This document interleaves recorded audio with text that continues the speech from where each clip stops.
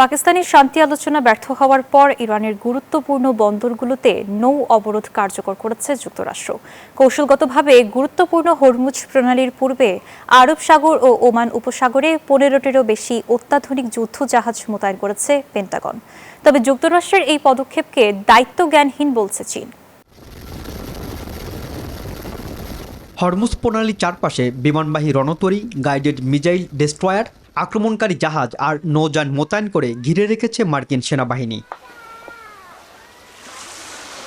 মার্কিন সামরিক central command জানিয়েছে, ইরানের উপকূলীয় এলাকায় প্রবেশকারী এবং সেখান থেকে প্রস্থানকারী সব দেশের জাহাজ অবরোধের আওতায় থাকবে, তবে ছাড় দেয়া হবে ইরান বহির্ভূত বন্দরের জাহাজগুলোকে।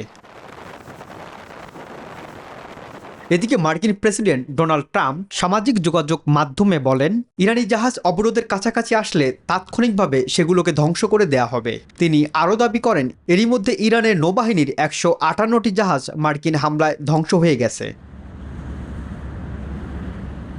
অন্যদিকে হরমুজ প্রণালীর চারপাশে যুক্তরাষ্ট্রের যুদ্ধজাহাজ মোতায়েনকে বিপজ্জনক ও দায়িত্বজ্ঞানহীন বলে মন্তব্য করেছে চীন।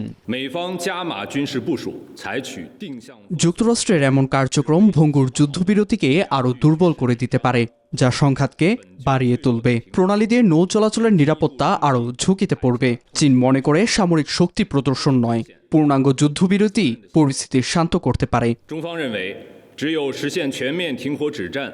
এদিকে বর্তমানে চীন সফরে থাকা স্পেনের প্রধানমন্ত্রী পেদ্রো সানচেজ বলেছেন, ইরান ও হরমুজ প্রণালী পরিস্থিতি সমাধানে চীন ব্যতীত কোনো কার্যকর মধ্যস্থতাকারী নেই। রনি আহমেদ, নিউজ 24।